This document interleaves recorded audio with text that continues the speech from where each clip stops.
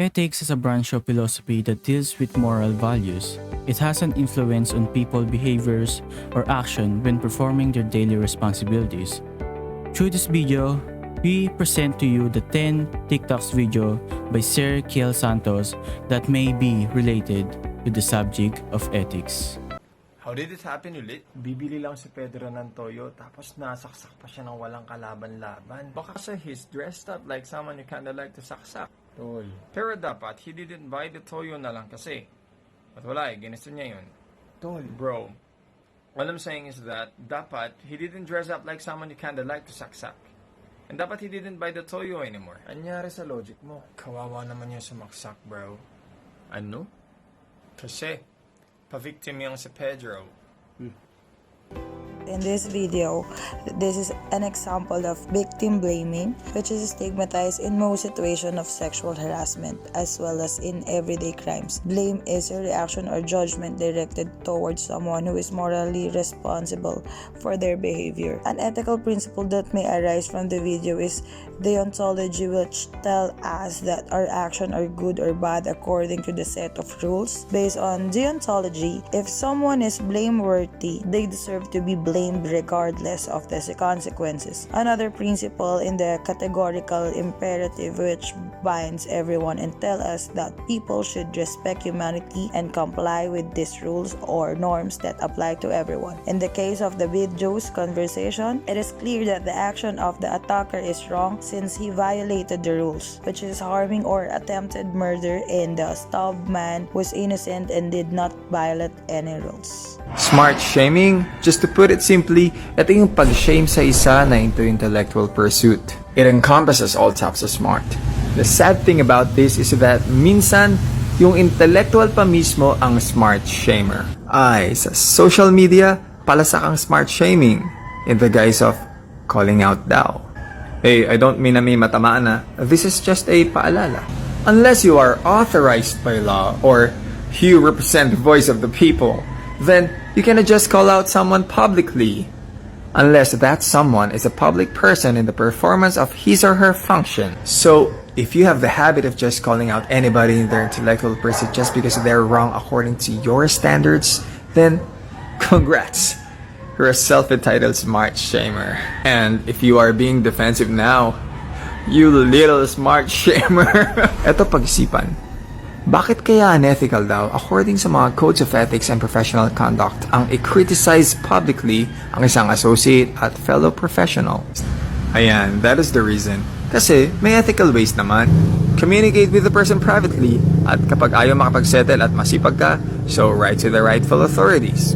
Hindi yung isa-shame natin sila. Kung educator ka naman, pwede kang gumawa ng content supplementing the missing facts. Natulungan mo na siyang maklarify yung point niya. Nasuportahan mo pa ang edu community. Lots of smart shamers do what they do for the same reasons why it has long been used as a political weapon ng isang may influence sa isang setting na may power dynamics. Alamin niyo kung paano namatay si Socrates, si Rizal, si Jesus. Baka magets niyo. Not all trends are ethical. Stop smart shaming. Educate better.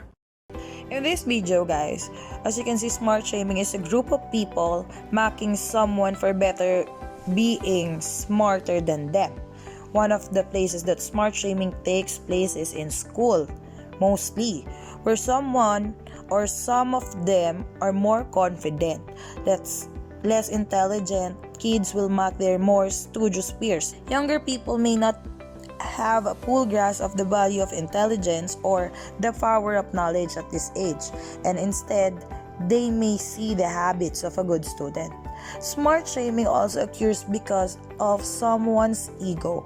Some people see people who give intellectual advice as bragging. So, how do you feel right now? I'm comfortable naman. Comfortable. Tol, wait.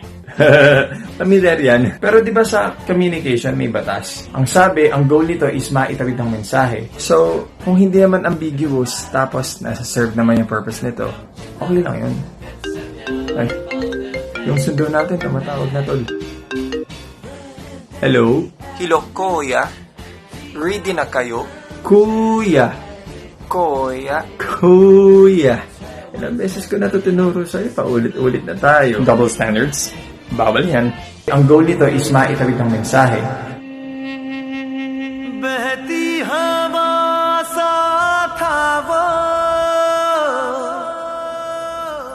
Oh, sige, kuya. Ready na kami.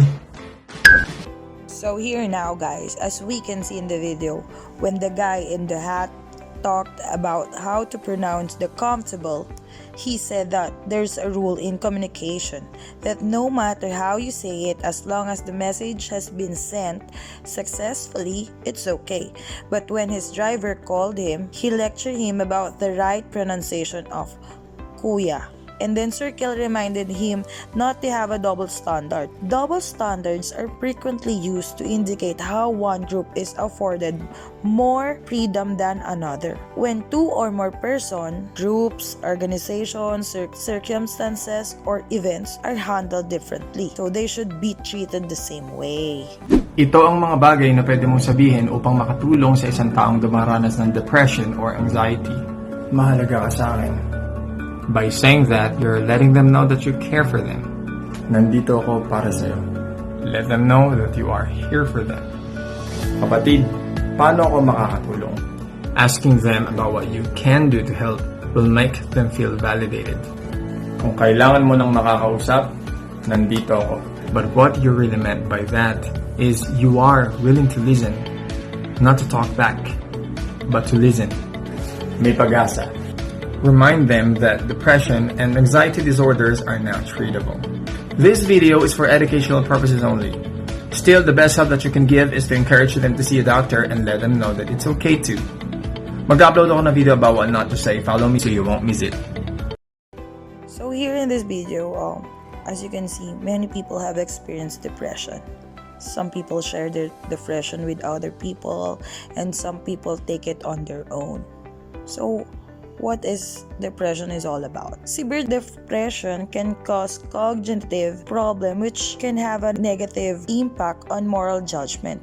According to the video by Sir Kiel, depression and anxiety are treatable, which means that the problem can be easily solved if communicates or shares the problem with the person close to you to help how to solve it. And if the problem is not shared, it will prolong his problem. It is really important to share their feelings. This is the only way to have courage and reduce resentment, because many people who experience depression nowadays commit suicide. They soak their problems in themselves. So it is really important, guys, to share and ask from help from other people. It is not so hard for us to talk to others and share our problem, because sharing is caring, guys. If you see yourself saying the same thing, you may be dealing with a narcissist. A narcissist is someone who has an exaggerated sense of self-importance, excessive self-entitlement, perspective niya lang ang basehan ng tama at katotohanan, lacks empathy, hirap siyang maglagay ng kanyang sarili sa sitwasyon ng iba. Pero hindi mo yung kagad nahalata kasi nung nagsisimula pa lang kayo, maging close, papakita niyo sa'yo na ikaw yung pinaka-espesyal na tao para sa kanya. So, nabulag ka. Eventually, lilitaw din yung kanyang tunay na kulay. Biglang hindi ka na ganun ka-special. Halos wala ka nang ginawang tama, biglang ganun. Magsisimula na yung emotional, psychological, even financial, physical, or sexual abuse niya laban sa'yo. Mawawala yung self-respect at self-worth mo. Then, boom! Communication stops, either through silent treatment or ghosting. Bumalik man siya sa'yo, uulit lang ulit ang cycle. If this is your story, you are a victim of a narcissistic abuse. Mag-upload ako ng video about other signs of narcissism. Follow me so you won't miss it. As a personality type, narcissism is defined as selfishness with a sense of entitlement, a lack of empathy, and a desire for praise. Narcissists are described as individuals with dysfunctional personality traits such as a lack of psychological awareness and empathy. Theories of ethical behavior assume that unethical action trigger moral emotions of guilt and shame. Currently, there is a lack of knowledge on moral emotions as dispositional traits and their potential influence on behavior in individuals with narcissistic traits. According to the video, a narcissistic person's point of view is based on what is right or wrong for them.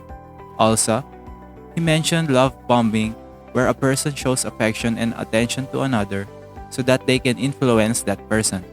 Narcissism has no cure, and a person who has this trait has a possibility to repeat this on their next relationship. This also has the potential to affect the other party, which may develop trust issues in a relationship, or worse, he or she might become afraid to enter a new relationship. Mental illness is not a state of mind. And when someone is diagnosed to have a mental disorder, it means to say na may part ng physical brain niya ang hindi nagka-function ng kagaya ng sa karamihan. Example, sa mga people with depression. May mga times na yung part ng brain nila responsible for giving the feeling of happiness ay hindi gumagana for a certain period of time. Sometimes it lasts long, like months without any interval. Kaya gustuhin man nila sumaya, hindi nila ito magawa kasi yung physical brain mismo ang may problem. At kung sasabihan mo sila ng, kaya mo yan, laban lang, it's all in the mind, ay para mong pinipilit tumakbo ang isang taong lumpo o walang mga paa. It just doesn't work that way. Alam mo ba na there are over 200 classified forms of mental illness and depression is just one of them? And more often than not, people who suffer from this are invalidated and judged by ignorant people. The main topic of this TikTok video is mental illness.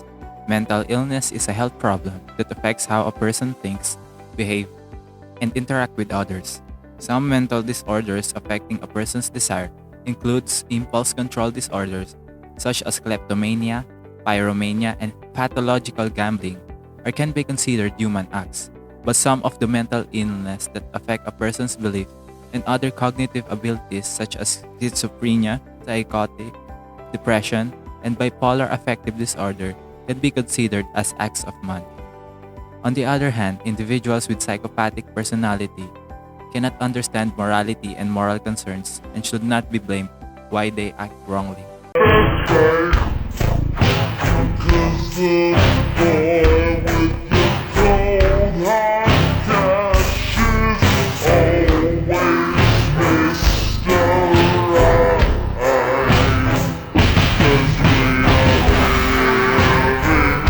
People are more inclined to have materialistic tendencies in today's society. To demand for luxury and name brand clothing, accessories has become an obsession.